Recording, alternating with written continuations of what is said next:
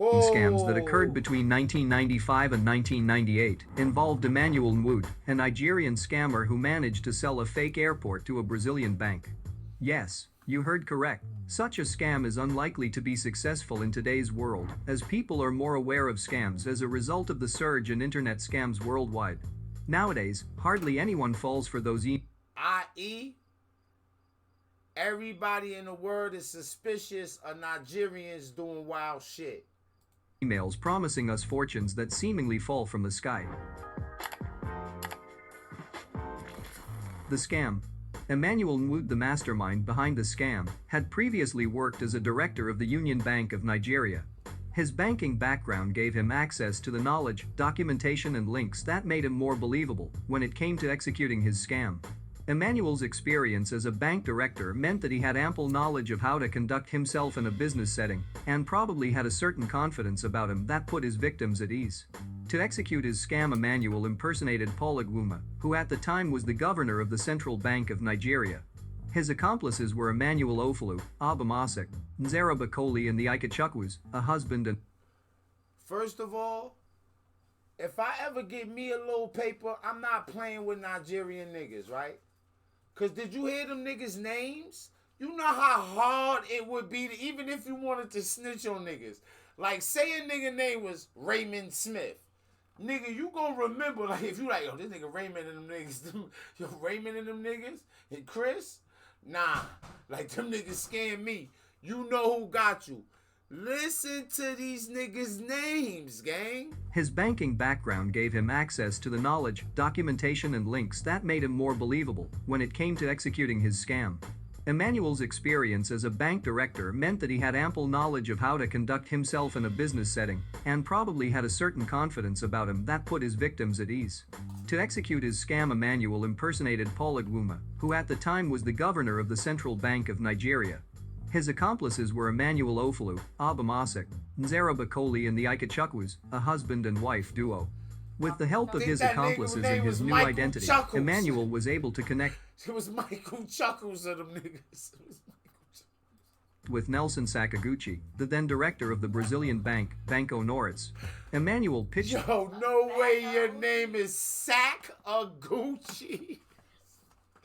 That's a what? They still Sack of Gucci. Never trusting a sack of hoochies. Oh God. Alright, bro.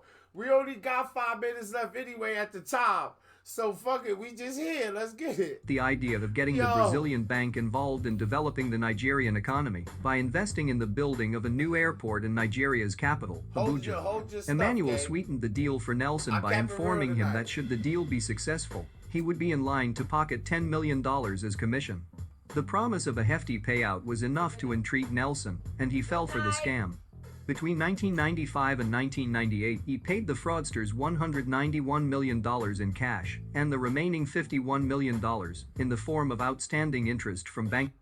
He gave them niggas $191 million in cash.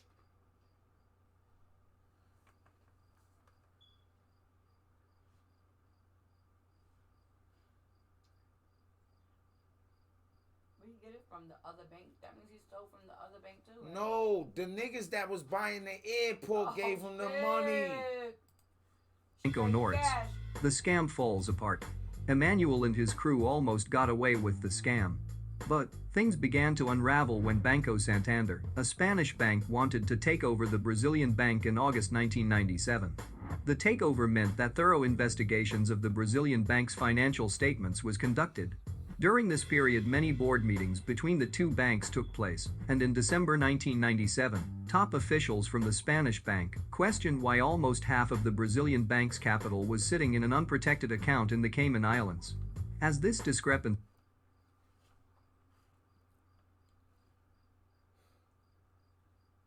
This nigga had booked them for half they what? Like,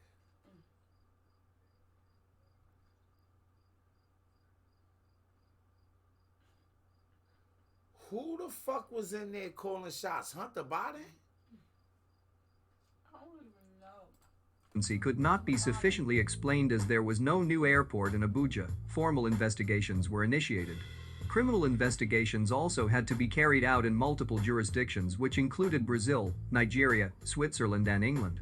In an effort to ensure that the sale of the Brazilian bank still went through, the owners of the bank had to pay the missing $242 million from their own pockets. Oh my Despite God. this, the Brazilian bank eventually collapsed. The culprit He collapsed the bank. My whole thing is he wasn't even smart enough to even buy land for an airport to make it look like he was building the airport. He didn't even. Do you know how many times I've been to the ATM machine and I hope they fuck around and make a mistake and just give me $200? You didn't hear about the guy that found a bag by the bank and picked it up? It was $5,000. Like a couple of months later, they arrested him for grand larceny. He said, "I just seen the bag. I picked it up. I opened it up, and I didn't know what was in it." This more than grand larceny though. But this, he. I don't know. I'm not getting booked for that. As soon as I see that, I'm ain't no way they get my face. apprehended. Although the scam took place between 1995 and 1998, Emmanuel and his accomplices were only brought to court in 2004. The complexity of the case meant that specialist investigations had They lived with that money. That money gone. It's somewhere else in somebody else's island. It ain't Cayman either. It's in the Bermuda Triangle.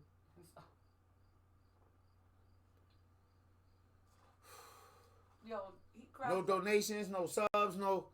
We got 30 seconds left.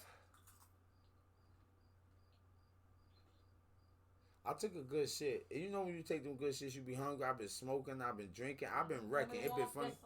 How you feel about? Oh yeah, absolutely. How you? I probably give y'all like an extra minute, but once I get over the minute mark, you donating really for the love of it. At that point, cause we will be back, and tomorrow's Wind Down with Boo. Who knows? Who knows what we be into, right? Might be a good show for y'all. Make it might be really locked in. She might have a different topic. Who knows? Make it might be on some shit tomorrow. Might be ready. Hey, cause we said 4, right? 4 was the initial joint.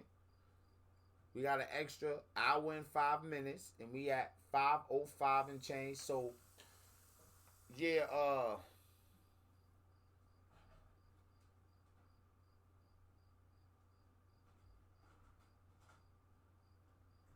I love entertaining y'all, man. For the people that support it, I love the support, man. We appreciate it. We coming back with more.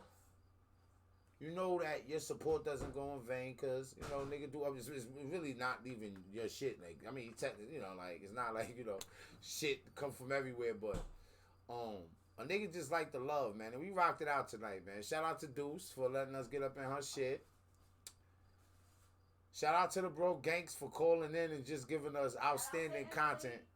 Shout out to Emily. It's Sydney. Fucking love y'all, man.